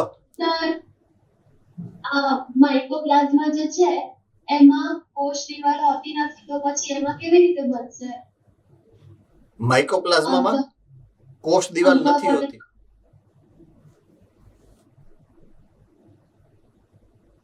અંતઃપટલમય તંત્રનો નિર્માણ કેવી રીતે થશે? માઇકોપ્લાઝમામાં ક્યાં અંતઃપટલની જરૂરિયાત છે? પણ શું કોષ? ફરીથી રિબોસોમ્સનો સ્ત્રાવ કરવા માટે આપણને અંતઃપટલમય તંત્ર જોઈશે તો પછી એ રીતે થશે એમાં. રિબોસોમનો સ્ત્રાવ અંતઃપટલમય તંત્રમાંથી જ રિબોસોમ્સ બને છે તો પછી એમાં કેવી રીતે થશે? રિબોઝોમ અંતઃપટલ તંત્રનો ભાગ નથી, ફોર યોર કાઇન્ડ ઇન્ફોર્મેશન. પણ એમાંથી તો નિર્માણ પામે છે રિબોસોમ્સ. નો. દાખલા તરીકે સિમ્પલ લોજિક સમજાવું તમને. જે કોષ એવો છે કે જેમાં અંતઃપટલ તંત્ર નથી, દાખલા તરીકે બેક્ટેરિયા, એમ આઈ કરેક્ટ? બેક્ટેરિયામાં અંતઃપટલ તંત્ર નથી તો બેક્ટેરિયામાં રિબોઝોમ નથી કે છે? છે. તો જો ઈ ખાલી અંતઃપટલ તંત્રમાંથી રિબોઝોમ બનતા હોય તો બેક્ટેરિયામાં તો અંતઃપટલ તંત્ર છે જ નહીં, પણ રિબોઝોમ તો છે જ. પ્રોટીન સંશ્લેષણ તો કરવું પડશે ને? હા, તો પ્રોટીન સંશ્લેષણ કરે જ છે ને. મેં એવું ક્યાં કીધું પ્રોટીન સંશ્લેષણ નહીં થાય? એમાં પ્રોટીન હા, રિબોસોમ્સ અંતઃપટલમય તંત્રની સપાટી પર આવેલા હોય છે ને? ઈ તો સુકોષ કેન્દ્રી કોષમાં ને આદિકોષ કેન્દ્રીમાં તો ઈ નલિકા બનાવશે. મેસોઝોમ્સના 3 સ્વરૂપ તમે જોયા. મેસોઝોમ્સના 3 સ્વરૂપ. પહેલું પટલિકા, બીજું નલિકા અને ત્રીજું પુટિકા. તો ઈ નલિકા બનાવશે ને નલિકા ઉપર ચોંટાડશે રિબોઝોમને. એટલે રિબોસોમ્સ તેનું નિર્માણ નથી પામતા? નો, ચોંટેલા હોય એની સપાટી ઉપર. રેડી? તો રિબોસોમ્સ જે પ્રોટીનનું નિર્માણ કરે તો પ્રોટીનનું રૂપાંતરણ કેવી રીતે થાય એની અંદર? રિબોઝોમ ઉપર રૂપાંતરણ નથી થતું, નિર્માણ થાય છે. રૂપાંતર ગોલ્ગી કાયમાં થાય. પ્રોટીનનું રૂપાંતરણ થાય છે ને એમાં? નથી થતું બેટા, રૂપાંતરણ ગોલ્ગી કાયમાં થાય. Come on. ઓકે. પ્રોટીનનું નિર્માણ રિબોઝોમ ઉપર થાય અને એ જે નિર્માણ થયું છે એ પ્રોટીન પ્રાથમિક પ્રોટીન છે. એ પ્રાથમિક પ્રોટીન જે બને છે રિબોઝોમ ઉપર એ જશે પછી ગોલ્ગી કાયમાં. ગોલ્ગી કાય એનું રૂપાંતરણ કરશે, એટલે કે કાં તો દ્વિતીયક બનાવશે, કાં તો તૃતીયક બનાવશે અને કાં તો ચતુર્થક બનાવશે, જેવી આપણી જરૂરિયાત. એટલે રૂપાંતરણનું કામ ગોલ્ગી કાય કરશે, રિબોઝોમ નહીં. રેડી? તો કેન્દ્રીય કોષમાં રિબોસોમ પ્રોટીનનું નિર્માણ કેવી રીતે થશે? રિબોસોમ્સ ક્યાંથી નિર્માણ પામશે? રિબોઝોમ પોતે પ્રોટીન છે. 2 પ્રોટીન છે એમાં. એક મોટો સહઘટક છે, એક નાનો સહઘટક છે. 2 પ્રકારના પ્રોટીનની શૃંખલા છે અને 2 શૃંખલા છૂટી હોય ત્યારે એ નિષ્ક્રિય હોય. 2 શૃંખલા જોડાય ત્યારે એ સક્રિય બને. પણ એ સક્રિય ત્યારે જ બને જ્યારે એની પાસે mRNA આવે. બરાબર છે? અને એ આખી પ્રક્રિયા તમારે જીનેટિક્સમાં ધોરણ 12માં ચેપ્ટર નંબર 5માં ડિટેલમાં ભણવાની છે. તો ત્યાં સુધી તારે રાહ જોવી પડશે. એટલે ત્યાં સુધી તો આખી પ્રક્રિયાને ડિટેલમાં એક્સપ્લેન કરી છે કે રિબોઝોમ કઈ રીતે કામ કરશે, mRNA સાથે કઈ રીતે જોડાશે, કઈ રીતના સક્રિય બનશે, ક્યાં RNA એનું ઓલા પ્રોટીનના ઓલા એમિનો એસિડના અણુઓને જોડીને પેપ્ટાઇડ બંધ બનાવી અને પ્રોટીનને નવનિર્મિત કરશે. આખું બધું સરસ મજાની ડિટેલમાં છે, પણ એ ત્યાં સુધી 12મા ધોરણ સુધી રાહ જોવાની છે આપણે. બરાબર થેન્ક ડન છે બેટા. ઓકે.